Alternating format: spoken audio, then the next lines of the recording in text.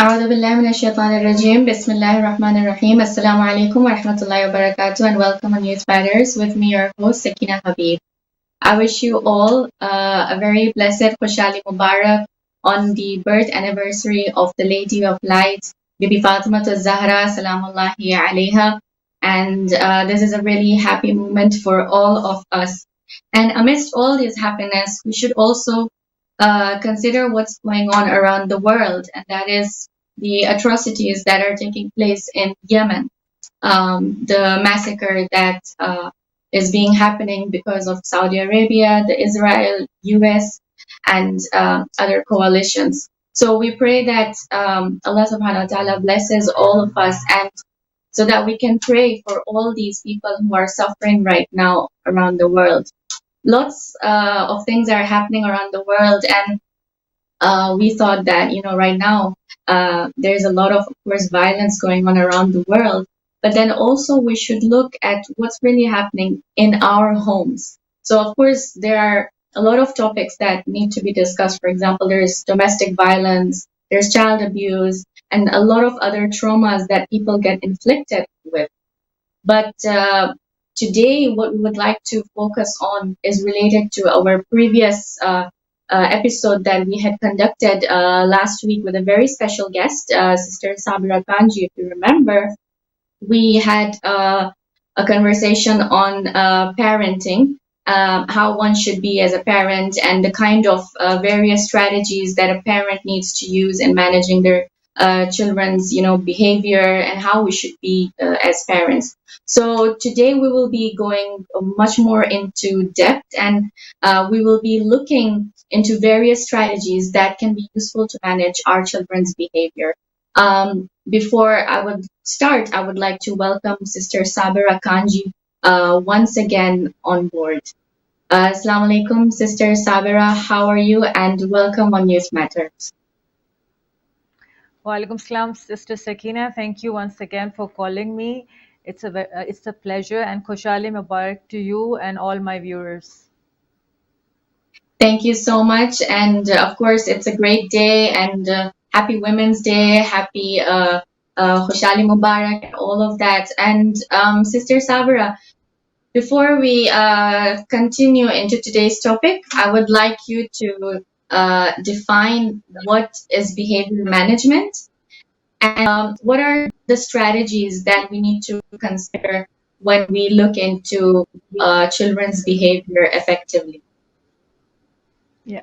So when we talk about behavioral management, we are talking about the behaviors that we want our kids to do more of, like all the positive behaviors, and also not doing the things that we don't want them to do. And usually, unfortunately, what we do, or what most parents practice commonly, is the mode of instruction. Don't do this, do this, you shouldn't be doing that, you should be doing this. Yeah. And most children, like adults, don't like instructions, and then they might be rebelling, and then we as parents might feel like a failure. Oh, why am I not getting it right? And mind you, even if you have like 3 children, 4 children, or 1 child, every child is unique. The strategies that you might have used for your first one might be completely will give completely different results for your second one. So each child is unique, and before we apply any kind of strategy, it is important for us to understand the child. What is the child trying to convey? Like, if a child is saying no, doesn't mean that the child is saying no just to give you a hard time. Sometimes, it's, as parents, we think it's about us. Actually, it is about the child. It's not about you. We usually fail to put ourselves in the child's shoes and then relate to the child. Instead, what we think is, oh, the child is being difficult. Oh, this child wants to give me a hard time. It's not that children are, if they're showing some kind of negative behavior, it's usually because they are trying to express something that they need. And we as parents have to sit back, reflect, and think of, what is happening with the child. Why is this child behaving in this way? Where has this child developed this new, let's say, habit which was not there? Has something happened? Is the child okay? there could be, God forbid, some kind of disorder, or there could be some kind of need that is not being met. So always when a child is showing some kind of challenging behavior, ask yourself why, where is this coming from, why is it coming, what is the cause, or when does it happen, does it happen everywhere, or is it just particularly, let's say, at home, or is it present in the school as well, or is it just outside? So there are a lot of questions we have to ask before we jump into actually dealing with that behavior. And one thing very important to do is also remember that you have to know what milestones the children usually go through. For instance, if the child is 2 years old, is the behavior is maybe the behavior is completely normal for a 2-year-old, and you don't have to worry. So having a little bit of knowledge about milestones or developmentally appropriate behaviors is also very important. Like they say, terrible twos. Yes, the children become more challenging. They're not as, let's say, they won't say yes to everything. Saying no is new for them, and actually it is good, because saying no is actually showing us that they have an opinion and they want to give an opinion. But sometimes we as parents start feeling threatened. We say, oh, this child is saying no, we never did this, why does this child say no to everything, this child is being difficult, all these. It's always about us. If you listen to many moms, I'm not saying all of us are like that, but sometimes we don't really pay attention that it's not about you, it's not about the child being difficult. Children, it's not about that they are monsters or something, that they want to be difficult and they want to give you a hard time. No, it's like they want to give an opinion maybe, or they have learned this new word no, which is very, it's giving them these they are seeing different responses when they say no, and they're enjoying it maybe, yeah, but it's not that they want to give you a hard time.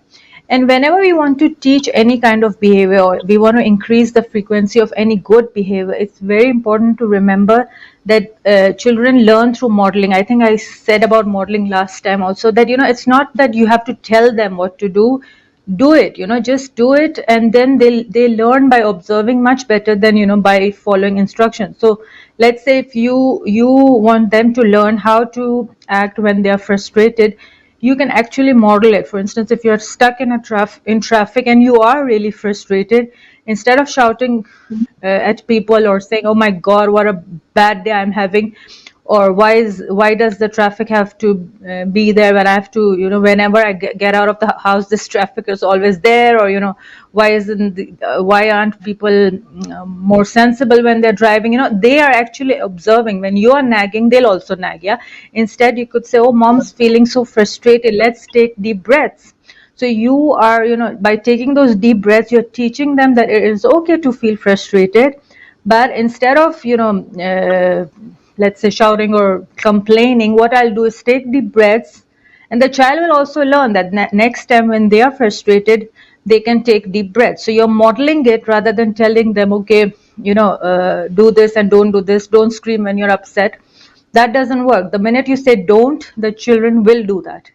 Because think of it in this way, that this word don't doesn't really, the mind is not that developed, the child's mind is not that developed to understand what actually this word don't means. And Yes. unfortunately we use it a lot. Don't shout, don't sit like this, don't annoy your sister, don't hit your let's say friend or whatever. But the more you use positive language, instead of when you have to instruct, let's say, but don't use the word don't or no, use positive. Instead of saying don't, let's say, hate, say let us be kinder. It really, when you change the language to something positive, it the impact is, yeah, the child learns, okay, I don't have to hit, but what I have to do is, let's say, be more gentler with my hands. Or sometimes you can use posters on the walls telling the children what behavior is acceptable and what is not. Thank you so much for sharing that. These things happen a lot at, people's homes, as in parents, of course, they know much better. And sometimes it gets really difficult, to deal with such matters, so we don't know what's right, what's wrong. And as you said that, sometimes parents let out their frustration on their children unintentionally, and then that has a very huge impact on children later on, because they feel everything, they understand. We think that they don't, but they do. Now, a very important question for today's topic is that one of the major complaints that parents have these days is that kids do not listen to them. So, how can we communicate to our children in a way that they can listen to us? Yeah. When we say that kids are not listening to us, first of all, sit with this, sentence with yourself. Like, if I'm saying, kids, why doesn't my child listen to me? What is my expectation? That whatever I say, they should not, question it and just do it. Like those old, not old, but yeah, the parenting style that we discussed, that, when kids just follow like robots without questioning, without any kind of, without them giving their opinion. Is that what we want really? Or is it more to do with like, when we lay boundaries, we want them to follow those boundaries? Yeah. When we say kids don't listen, it's actually reflecting our own expectations, which might completely be unrealistic, because kids have a mind of their own, and they, even if they're really small, they do express what they want and what they don't want, even when they're not able to talk. Yeah. So Yeah. we don't want to limit their minds to something like, it's like you're not allowed to think because I'm thinking instead of you, and I know what's right, so just do what I'm saying. Yeah. No one, no, even us as adults or anyone, even children are there to explore, are there to experience. Yeah. Even if we know their consequences is going to be bad, unless, and obviously I don't mean that we leave them in an unsafe environment. No, that's not what I mean. But if they're safe, if they're playing, then saying too much of no's, or expecting them to just do things because you want to you don't want them to, let's say, get hurt, or you don't want them to cry. These are all your expectations. They will get a bit of, hurt, it's okay. They will fall, it's okay. So, when we say kids don't listen to us, maybe in a day, if you're giving them too many instructions and they're not listening to, let's say, half of them, you come to the conclusions that they don't listen. Maybe it's to do more with you saying, telling them too many things, yeah, bombarding them with instructions. So the first step is you reflect on what are you actually doing, what are you actually wanting as being parent. What do you think being a parent is? Is it to develop habits and just just bombard them with instructions and just making them these robots that are supposed to do whatever you tell them? No. And many of us have these beliefs. Yes, kids should be doing whatever I tell them because I know what's right. Yes, you know what's right because you're an adult, but this child has to experience the world. Yeah. And in fact, when you have a child, that we say in our let's say Kachi Gujarati, that the child is very dio and dai, like that they are very nice children, you're actually developing people pleasers. Maybe people pleasers are people who are always worried about pleasing others. Yeah. So as children, if a child is following everything, maybe as an adult there'll be these people pleasers who can't even give their opinion, who can't say no. Then there's another problem, because nowadays I have got a few clients, they're all coming up with this, that especially women, like they were brought up with this idea that when you get married and you're going to your new home, don't question anything, just try to obey everything. And now they're scared of giving their opinions, but a time comes when they just can't take it. So as children also, we are always worried about pleasing our parents, and we are always worried that what if I get told off. That's, I think, the last thing we want our kids to have in their minds. But if children are listening to everything you're saying, then there's also a question mark that what are you doing with this child's mentality? This child's confidence is going down. This child might have a low self-esteem because this child now thinks that, okay, I'm not good enough. I don't know how to do anything. I have to follow what mama says because she's right. Yeah. But keeping that aside, yes, there are strategies that you can apply for the child to listen to you. First of all, remember that whatever you want, whatever behavior you want the child to, let's say, adopt, don't give lectures on it like do this because xyz. Let's say brush your teeth because you will get, if you don't, you'll get cavities, you'll have a toothache. This child has no idea what a toothache is like, or this child has no idea what does it mean that I'll get cavity. Children cannot think that far. They have they are usually, depending on their age obviously, but they usually can only look into the immediate consequences. Yeah. So rather than saying do this because if you don't do this will happen, this doesn't work. Rather than doing that, just give them very short and small, very short instructions and firm instructions, and always make it playful. Like for brushing the teeth, okay, let's run and let's see who gets there first. Or if it's tidying up, go tidy your room. This child will not go tidy their room. That is the last thing they'll do. Be very specific. I want you to pick up your toys and put them in the basket. Let's see, I'm going to close my eyes, and I'm going to if the child knows counting, let's say I'm going to count. Or you can say, I want you to surprise me, and then when you open your eyes, you'll say, oh my god, and then encourage that behavior. I'm so happy you did it, or just do it as a game. Okay, mama is going to collect the blue toys, you collect the red, if the child has learned colors, let's say. So making it fun, not like just instructing, clean your room. Why haven't you cleaned your room? I cleaned your room right now, and again it's a mess. You don't think about me. Of course the child is not there to think about you. No, this is not the child's duty to think about, oh, I'm making my mom tired. That's the mom's duty to manage her time. I'm not trying to be harsh on parents, because I know everyone's tired, everyone has their schedules. But I'm just saying, when we are frustrated, as you said, that we take it out on the child, we're not realizing that sometimes we're burdening them with something that they're not supposed to be worried about.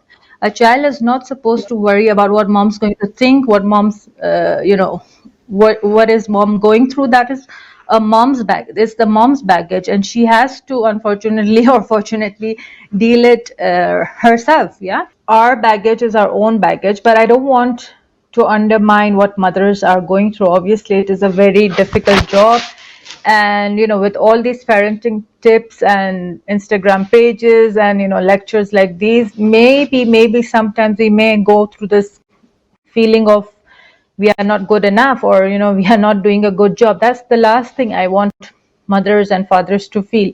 It's just that I just want us to be more cautious about what impact our behaviors might have on our children, because we are all in the same path, we are all trying, and it's all trial and error. Yeah, it's not like I'm an expert here and I'm trying to judge you, or even I'm a mother, and it is far from, none of us are perfect, and I'm imperfect as well, and all of us are going through this journey together. And as new research comes, the old one gets outdated, we get more knowledge about what kids are actually thinking, how they behave, why they behave, and then we try to imply new things, and inshallah together we can improve the way we are parenting, and also have children who are more confident, who are more well adjusted in their relationships at school, as adults. And that's, I think, our goal that we are all striving for. Yes, very true. This really, counts a lot in one's personality. It really adds up. As you said, even when they grow up and, they become adults, this has a huge impact on them, on how to deal with things and challenges in life. how to, overcome obstacles in life. So many things, of course, happen. So, one has to know how to tackle those situations. Very true. Now, if we look into our third question, it seems Yeah. that many children act in a certain manner to grasp their parents' attention. So, why do some children Yeah. feel the need to get their parents' attention by doing things that they know that they will be told of Mm-hmm. for? Yeah, that's a very good. Yeah, that's a very good question, Sakina, because if you come to think about attention, it's something that not only children like, but even adults. As adults, who doesn't like attention? Yeah, but unfortunately, because we can tell children, oh, you are seeking my attention, or think like, oh, this child wants my attention, but attention is actually something that we all crave for. The more the better, yeah. But it has a little bit of negative connotation when we talk about it in terms of parenting. And a better way to explain is they probably seek connection, not attention, but connection. And now the question is, why is this child seeking, let's say, more attention or more connection? Maybe this child is not getting enough attention. That doesn't mean that we should leave our all our duties and sit with the child 24/7 and be there for the child all the time. No, that's not what I want to imply. But giving your child positive attention, let's say for 15 minutes, 20 minutes, is it just goes a very long way. And this is something that I want to tell all parents, that 15 minutes of undivided attention without the mobile in your hand, without you doing cooking or something, the eye contact should be there. You should be completely present for the child. And please, in those 15 minutes, we are not supposed to teach our children anything. It's just be a child and enjoy the child's company. Let the child feel important. Let the child get that attention that the child wants. When you do it for a few minutes, the rest of the day you'll see, oh, the child is actually listening to you much better. The child is actually not trying to get you what we call negative attention. Yeah, because that's what you were saying, yeah, in the question, that sometimes kids do things although they know they will be they'll be triggering mom's temper, or they will be triggering something or the other, but they still do, because no attention, sorry, negative attention is better than no attention at all. So they'll rather have some kind of negative attention. But when a child has no attention, this child attention is a very basic need for the child, that this child has come to the world for you to give that child comfort, safety, and that's all these things, comfortness, safetyness, is through attention. Yeah, if you don't pay attention to, let's say, if the child is, let's say, feeling cold or hot, or then you won't be actually saving the child from, let's say, the weather or the temperature. So the attention has to be there, and most of us do give attention, but that attention which the child wants is one-on-one time. And once you start giving it, it works miracle. Yeah. And one more thing, when we talk about attention comes to our mind whenever the child is, let's say, being naughty. We think, oh, this child is trying to get my attention. But there are other things also that the child usually seeks for when the child is being challenging. If possible, that I would like you to share the slide. So usually, when a child is showing some kind of behavior, there it has a function. When I say function, I mean that there is a reason. Yeah. So before actually dealing with the behavior, just take a minute and look, what is this behavior, why is this behavior happening, what is its function. So there, it's a very easy way to remember it. Just remember the word seat, SEAT, or eats, whichever. So attention is one of them. As you can see, seeking attention could be one of them. Another one could be escape. Escape means that the child probably wants to avoid something. So it could be maybe avoiding something that is difficult, or avoiding some kind of feeling. Like maybe the child, let's say if you're telling a 6-year-old or a 7-year-old to try out something, but because this child does not want to fail, this child, every time you tell the child to do it, that child comes up with a reason that, oh no, I don't want to do it, why don't you do it for me, just because he or she thinks that he is unable to do it, so he's avoiding that feeling. Or you must have seen many children have stomach aches in the morning, that, I don't want to go to school, my tummy is hurting. Why? Maybe this child is avoiding some kind of treatment that the teacher is, maybe the teacher is strict, or maybe the lesson is tough for the child, so there's some kind of avoidance. Yeah, so escape, attention. And then there's another one, S, which is sensory stimulation. So there, how our bodies are, and we have five senses that, like touch, our sight, our auditory, all these senses. Sometimes there are certain senses that the child either wants or is trying to avoid. And this usually is true for younger children, or children with autism, or children who have got some kind of sensory issues as well. So this is also something that you should consider, that what is this child actually avoiding. Maybe you must have noticed children don't like to be confined to places like car seats or high chairs. Why? Because they want to be free. Yeah, so it's sensorily not really pleasurable for them. Yeah, so maybe that you could do something about that. Or maybe you have to look through, why is the child not wanting to do this behavior that you want the child to do. So I discuss SEA, and the T is for tangible, something tangible. Like, this child is screaming in the supermarket because he wants something tangible, maybe a chocolate or a toy. So when you know the function, when you know the reason behind the behavior, it is very easy to tackle that behavior. And if you could go to the other slide, which says ABC. Yeah, this is it. So whenever we are looking at the functions of the behavior, this is a table that is very helpful. So you antecedent is what happened before the behavior. So you write it down, just like these examples. Then you write down the behavior, and then what is the consequence that usually occurs when the child is demonstrating that behavior. And then you can come and you can come to the conclusion that yes, this is the possible function. And when you know the function, it is much easier to deal with that behavior. So it is not always attention seeking. The child is not always doing things to get your attention. It could be various other reasons. And you can easily read about this, the function of behavior, online in detail. And this is something that psychologists, school psychologists, child psychologists usually use these techniques to know why this behavior is happening, and then they make a plan to how can we deal with this behavior.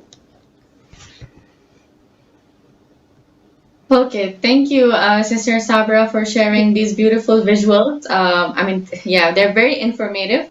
And I think, as parents, we can really take a lot of lessons. I liked this, the seat idea. It's really nice to keep in mind. It really helps to understand the child's perspective as well. And also the practical examples that were shown about what a parent can do as a consequence to help the child understand the situation better and cope.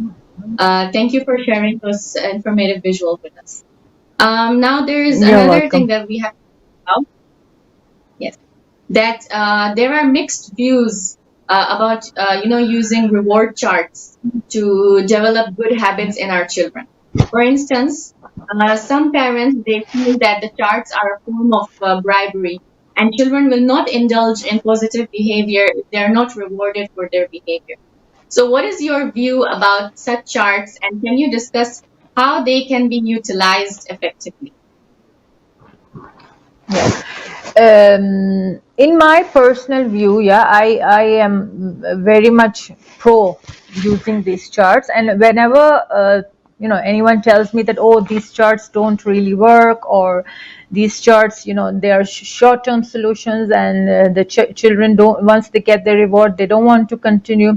Maybe you're not doing it the right way. Yeah, reward chart is something that it has been studied, and there are lots of research, because it's based on a proper theory, yeah, the reinforcement theory. So what basically you're trying to do is you're trying to get more of the desired behavior. If it's, let's say, brush your teeth, if a child is having is giving a tantrum all every night that I don't want to brush my teeth, I don't want to go to sleep. So if you are let's say you're dealing with these two behaviors, you go and make a chart and you just say, okay, whenever you do this, I'll give you a star. This doesn't work. Yeah, you have to very specifically note the behavior that you are wanting to let's say improve. And if the child is small, you can do it with just pictures. Like if you could bring the slide showing the chart which has pictures on it, the colorful one, please. Yeah, this one. This has no, it has been made for a small child. Yeah, you can see the behaviors are there are visuals on top, and the child can easily say that, okay, this is maybe for a school because it shows the hand. Okay, you have to raise your hand whenever you have a question, or you're not allowed, you're not supposed to scream, or you have to talk very softly in a loving manner. Whatever behavior, if you could find visuals for it, and put it there. And whenever you're making the chart, make sure the child is also involved. Like, okay, which color shall we use, or which star do you like, or put it up in a place where the child can see, whether it's on the fridge or it's in his or her room. And also, whenever you're trying to deal with a behavior, try to keep it to just one or two behaviors. Having too many behaviors is very demanding for the child, obviously. Come to think of it, as adults, all of us make these big resolutions before New Year, and then we don't really get anywhere with it. Why? Because sometimes our resolutions are very unrealistic, or sometimes we are demanding too much from ourselves. Yeah, so we have to again think about, okay, one or two things that are that are doable. They have to be realistic. Getting the child involved is also a very good idea. And when you say, your question was very good, that some parents think it's bribery. It's because of the words we use. We sometimes don't realize. We say, if you do this, I'm going to give you a star. If today you have not done this, yeah, you're not going to get a star. So you're actually threatening the child that you have to get this star. You have to get this star, otherwise you won't get your gift. Because what the actual idea of a star chart is, that the child has to collect a few stars to get to, let's say, a gift. Yeah, it's not just that sometimes the stars themselves are rewarding, but sometimes for older children, what usually works is, let's say you have to get 20 stars for you to get a gift, which is something that the child has been wanting to buy, which is a toy, or that the parents and the children can negotiate. Yeah, but the idea is not that it's just the gift. Yeah, you have to encourage, you have to praise that behavior, that so that the child does not only do it for the gift. So whenever, let's say, the child is brushing, so, oh, I'm so proud of you that I'm so proud of you, you brush your teeth without me telling you. Or if the child is going to bed at 9 and the child is getting the star, but you can also say things like, oh, I'm so proud of you, oh wow, today, let's say, daddy, did you see Ali has gone to bed on time? So the child, you're pairing something tangible with also praise. And then Yes. slowly, gradually, you take away that tangible. It's not just every time, for the rest of the life the child has to have a gift for going to sleep. No, this child will slowly develop the habit, and then you don't need any gifts. It's very interesting, because some time back I had a mother talking to me, and she said, my husband is very against these charts, because he thinks that Islamically, because we are supposed to, let's say, leave children before 7, the famous hadith that before 7 you're actually not supposed to tell them directly what to do, just leave them and let them explore. So these star charts and all these techniques are not appropriate.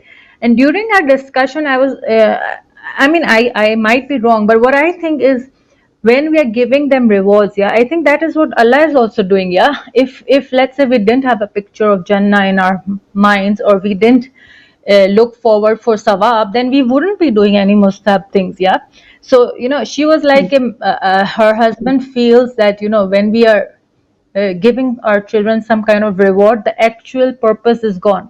I said, yeah, but to reach that actual purpose, let's say we all want to reach that level that we are doing things just for Allah, yeah, not for, let's say, for some reward. But to get there, Allah has also drawn this picture of Jannah. Allah has also, because our mind is programmed in a certain way that we have to get some kind of motivation. And children also Yeah. they get motivated. They want to work hard for, let's say, the toy. The toy is okay. The let's say it's not a bribe, but it is what they will get because they like it, and then they will also they also like the mom's praise, and then it is also good for them what we are trying to develop. Yeah. So Yeah. yeah, I just wanted to give this example. It just came in my mind. So yeah, you're right that there are different views about star charts, but I think they really work well when you do it the right way. You get the child involved, you're using the right words, and you're also tackling just one or two behavior at a time. So it does help, and you can, I think any psychologist you talk to, they'll tell you, very good results that you can get out of star charts and reward charts. And there are many printables also available. I think there is one that you can see for, when you can just for older children, where you can just write down the task and the reward, and then they don't need stars obviously, so you can just give points, or the children actually children, when they grow, they can even make it for themselves and buy something nice for themselves as well. Yeah. Thank you, Sister Sabra, for sharing these very nice viewpoints. And I very much agree with what you said. One really needs motivation in life. We as adults, in fact, we look forward to some sort of motivation. Like, for example, if I want to get up early in the morning, there should be something that has to motivate me. Yeah. Otherwise, who would want to get up out of their, nice, cozy, warm beds, right? So we know that we have a duty, and, we have our chores, and, we have our kids, and there's things that we love to do, our hobbies, our passions. So this all comes in the form of motivation. So of course, even if we have to motivate a child, there has to be some sort of a reward, or as a gift or something, to make them happy, so that they're eager to do things in a much better way, that actually make them become better human beings as well. So yeah, I very much agree Yes. to that point. Thank you so much. I would like to You're welcome. humbly thank you for joining me in these two episodes that I had with you, the last one and today. You really shared a lot of research with us, a very good psychological perspective from your expertise. I would like everybody to. I would like to share with my viewers that Sister Sabra Kanji is a clinical psychologist, and she has her Instagram page as well, Heal and Rise with Sabra. So if there are any inquiries or questions or anything of that sort, then you can reach out to her and contact her, and she will be more than glad to help all of you out. And before we wrap the show, Sister Sabra, is there a final message that you would like to share with the viewers on anything? Yeah, thank you very much for inviting me for these two programs. And I just want to add one more time that I'm not an expert sitting here and telling you what to do. I know all the parents out there are doing a wonderful job, and I don't want anyone to feel guilty, or to feel, oh, I'm not good enough or anything. These are just strategies which we have gathered through research, through our experiences, and they are here. I'm sharing them because they have been helpful for many parents, but again, they might not work for your child. So it's again something that you can give a try. But whenever you are trying something, try to be consistent. Yeah, like when it comes to giving rewards, or when it comes to laying boundaries, like if you have told the child that, okay, yeah, you're allowed 2 hours of television or 1 hour of television, and then one day you think, oh, the child says, please give me more, and you're like, okay, go 1.5 hours, okay, go 2, and so this is this is really damaging, because this inconsistency gives mixed messages to the child, And whatever strategy you use, if you're not consistent with it, it might not work. So being consistent is very important, very important. Yeah, and thank you once again for having me here, and I'll be more than happy to for parents to contact me on my Instagram page. And Khoshali Mubarak once again to everyone. Jazakallah. Thank you. Jazakallah khairan, Sister Sabira. Thank you, viewers, for joining me on today's program. And I wish you all a very happy week. And inshallah, I'll be catching you with another program soon, inshallah. Thank you so much. This is your host, Sakina Habib. Jazakallah khairan. Wassalamu alaikum wa rahmatullahi wa barakatuh.